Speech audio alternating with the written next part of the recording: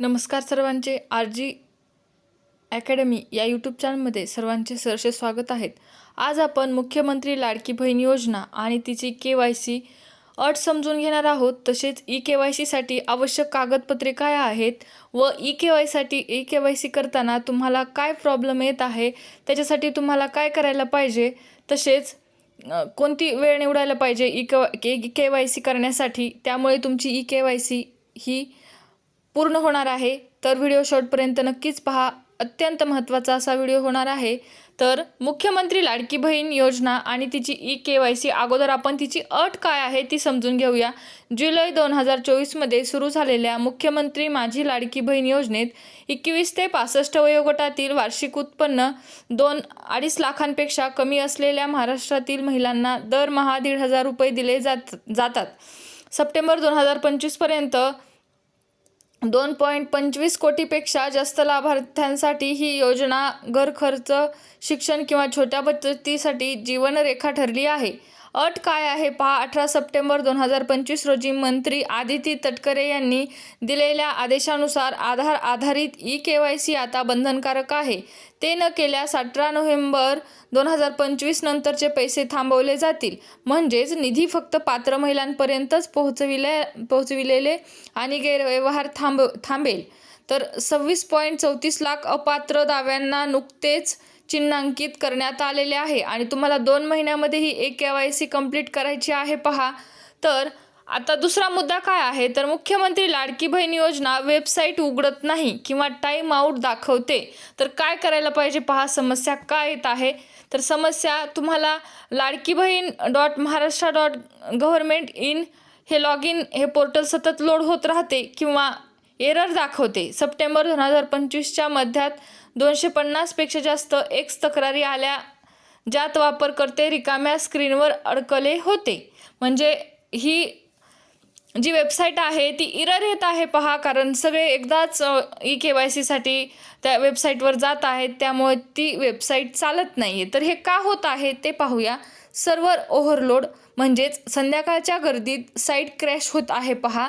मग ब्राउझर समस्या काय येत आहे, जुन्या ॲप्स किंवा ॲड ब्लॉगरमुळे अडचण येते पहा. देखभाल बंद, पूर्वसूचना न देता अपडेट्स होतात, जसे ऑक्टोबर 2024 ॲप बंद झाले होते. तर आता आपण याचा उपाय पाहणार आहोत पहा. काय उपाय केला पाहिजे ज्यामुळे तुमची KYC ही न थांबता व्यवस्थितपणे पार पडली पाहिजे. तर योग्य वेळ निवडा पहा. पहिला उपाय काय आहे, तुम्ही KYC करताना योग्य वेळ निवडा. ती योग्य वेळ कोणती आहे, तर सकाळी 6 ते 10 वाजता किंवा रात्री 10 नंतर लॉग इन करा. विकेंडला टाळा. विकेंडला म्हणजेच तुम्हाला विकेंडला KYC करायचं टाळायचं आहे पहा. आता ह्याच्यात तांत्रिक सुधारणा. तर तांत्रिक सुधारणामध्ये क्रोम इन्कॉग्निटो मोड वापरा. कॅश किंवा कुकीज क्लिअर करा आणि वायफाय किंवा जिओ एअरटेल डेटा वापरून स्थिर कनेक्शन ठेवा. ॲप वापरा. गुगल प्लेवरून नारी शक्ती दूत हे पहा. गुगल प्लेवरून नारी शक्ती दूत ॲप डाउनलोड करा किंवा ऑफलाईन पर्याय CSC आपले सरकार केंद्र किंवा अंगणवाडी केंद्र येथे जाऊन KYC करा. शिबिरांमध्ये मोफत आहे पहा. शिबिरांमध्ये मोफत, पण कोण घेणार आहे शिबिर. मुख्यमंत्री लाडकी बहीण योजना KYC पूर्ण करण्याची पद्धत. म्हणजे तुम्हाला KYCसाठी काय डॉक्युमेंट्स लागणार आहेत, तर कागदपत्रे गोळा करा. म्हणजेच आधार कार्ड, मोबाईल, बँक पासबुक आणि राशन कार्ड हे तुम्हाला KYCसाठी लागणार आहे पहा. आणि KYCसाठी तुम्हाला कोणत्या वेबसाईटला भेट द्यायची आहे, तर लाडकी बहीण महाराष्ट्र.gov.in लॉग इनला भेट द्यायची आहे पहा. तर याची लिंक मी तुम्हाला आपल्या डिस्क्रिप्शन बॉक्समध्ये देणार आहे, त्यावरूनही तुम्ही जाऊ शकता पहा. या लिंकवरून KYCवर क्लिक करून तपशील भरायचा आहे. हे ॲपवर ह्या साईटवरती गेल्याच्या नंतर तुम्हाला KYCवर क्लिक करून तुमचा तपशील भरायचा आहे आणि तुम्हाला काय माहिती विचारली आहे ते भरून नंतर तुम्हाला OTP टाका आणि कागदपत्रे अपलोड करा.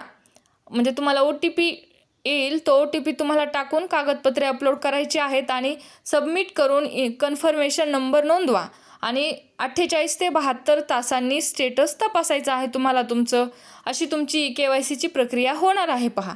तर याच्यामध्येही तुम्हाला काही अडचण आली तर आपल्या कमेंट बॉक्समध्ये नक्कीच कमेंट करा आणि व्हिडिओ आवडला तर नक्कीच लाईक, शेअर आणि सबस्क्राईब करायला विसरू नका. धन्यवाद.